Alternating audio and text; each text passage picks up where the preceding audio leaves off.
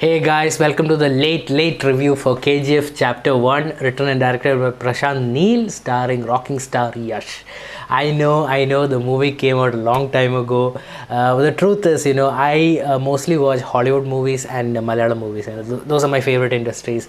Those are the ones I really follow that well. When it comes to other languages, I do occasionally watch Tamil and Telugu movies, not so much from Kannada. And when it comes to other languages, really, I look at the trailer, I look at a number of factors, and if I'm genuinely interested, I'll watch it. Otherwise, I just keep away.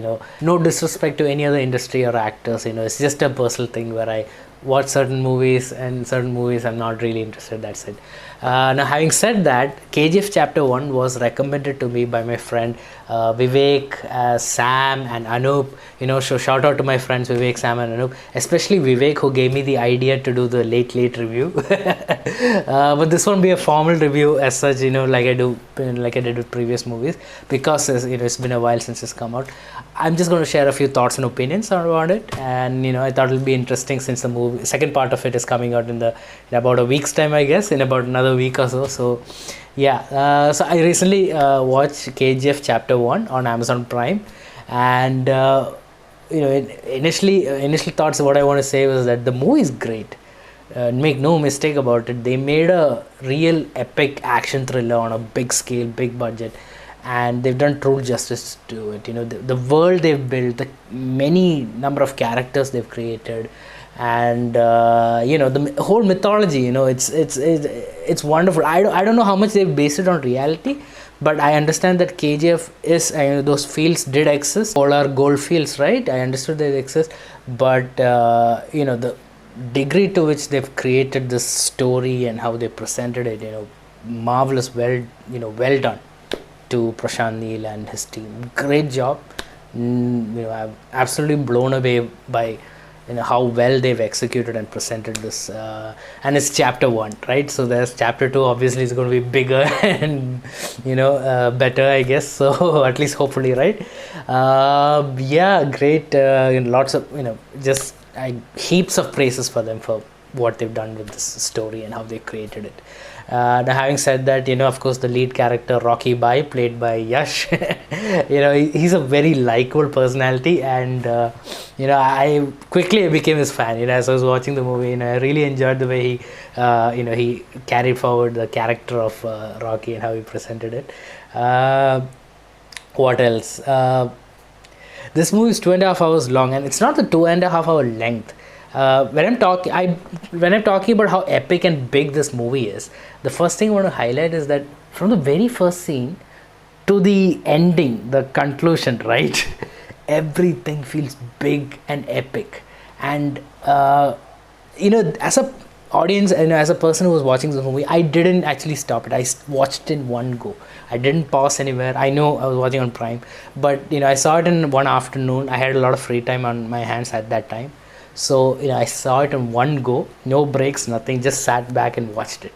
So when I got to the end, I was like, whew, that was my reaction, because every scene was big and epic. That's how I felt this entire movie. Every scene you go through, I also loved the 2 or 3 scenes. They were flashing forwards, right? The narrator, the reporter, he's sort of telling his story about Rocky Bai, and in between he would go forward and he'd say sorry, I got ahead of the story, and he comes back to the main plot. So they were always giving teasers of what we can expect in part 2. So I like that. In one, he's in a nightclub, he's got an M60 rifle, he shoots down a bunch of people. The second scene, of course, he's in the police station, and helicopters and people in trucks and jeeps and all, they show up at the police station. All very exciting stuff. But like I said, when you get to the climax, that portion, it's like, wow, that was it's not long, and everything, like I said, there's weight and heft and a lot of tension and passion even behind everything they're doing and every scene they're presenting. So there was a point in the climax when it got to the end, it's like, wow, that's a lot. It was a lot to process. That's how I felt. There were so many characters, so many subplots, so many set pieces, and great job. I know qualms about admitting that they've done a great job in presenting the story and these sets and the various environments I created. Especially in the second half, Rocky Bai goes to the KGF, right? He goes to those fields, and those people are trapped over there, basically like slaves, right? Working for the main bad guy. I'm sorry, I forgot his name right now, but yeah, so. Uh, so he's there with these slaves and they're being treated very harshly.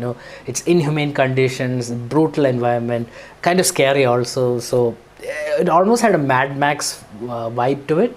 That's what I felt. I was watching that. If you haven't seen that, Mad Max, check it out. Starring Mel Gibson, the original one, not the. Of course, there's Tom Hardy one also that came out a few years ago. Both of them are great. So yeah, if you watch those movies, you know what I'm talking about. So that's the vibe I got when they reached the Kolar gold fields. But yeah, I have a few criticism also. The two main criticism. I wouldn't criticize this movie for having too many epic scenes or being so heavy. That's the kind of story they want to tell. In fact, when I saw The Dark Knight for the first time in movie theaters, I had the same feeling. There were, the movie was big. It had too many epic scenes, I would say. So when I got to the end, like the first time I saw Dark Knight, when I got to the end, also I had that feeling, wow, this is kind of exhausting, but in a kind of good way. The same feeling with KGF also. It was exhausting a little when I got to the end, but in a good way, of course. But yeah, coming to my criticism, what I wanted to say was that the whole the romance angle with, I forgot the actress again, Srinda, what her name, right? I just felt it was unnecessary, and it kind of tone, as far as the tone of the movie is concerned, it's very serious, very epic, action packed. Suddenly it was like a break to that, and because it caused a break, I felt kind of like, it felt like this is a different movie. Whenever they showed the romance angle, Rocky Bai likes his girl, he's kind of, I wouldn't say he's following her, but every chance he gets, he's trying to flirt with her, talk to her. I mean, if this was kind of the, there are certain kinds of movies. I wouldn't rate KGF as a big mass action thriller. Yes, there are mass scenes and everything, but it's much more than that. That's what I felt. KGF was much more than that. It felt like a pan-Indian kind of a movie. So this whole romance angle, it felt a little unnecessary. It felt like the movie slowed down a bit. And 10-15 minutes, they kind of, gone through that whole plot. I didn't like it. I felt kind of bored by it. In fact, it's, for me, I was enjoying the movie, the kind of pace it had and everything, and this kind of felt like a stop on the road, and like, come on, let's go to the plot. That's what I kept saying. Let's go to the plot. Let's go to the plot. Let's go to the story again. That was one thing. Second criticism I had is the action. This movie, action plays a big important part to the narrative, because there are many scenes, many fight scenes and things like that. But the main thing was that, Yash is fighting off like 10-12 guys, and that's not my complaint. There are many movies where one guy is fighting off an army of people. It's fine. I get it. The problem is that when you have those kind of, big action scenes, you want to kind of enjoy it with how it's choreographed and things like that. In many sequences, I saw that, like 10-15 guys are coming at him, and then suddenly it cuts to him fighting, him punching one guy and then killing him, and then he turns around and he fights the next guy, and it's like one at a time. It's a very old school way of looking at things. If this was the early 2000s or mid 90s, I get it. That's not how things are made right now. There's much more effort over there, and even with actors like Rajinikanth and Mammootty, who are in their 70s, they are also making those kind of efforts to step up their fight scenes and all of that.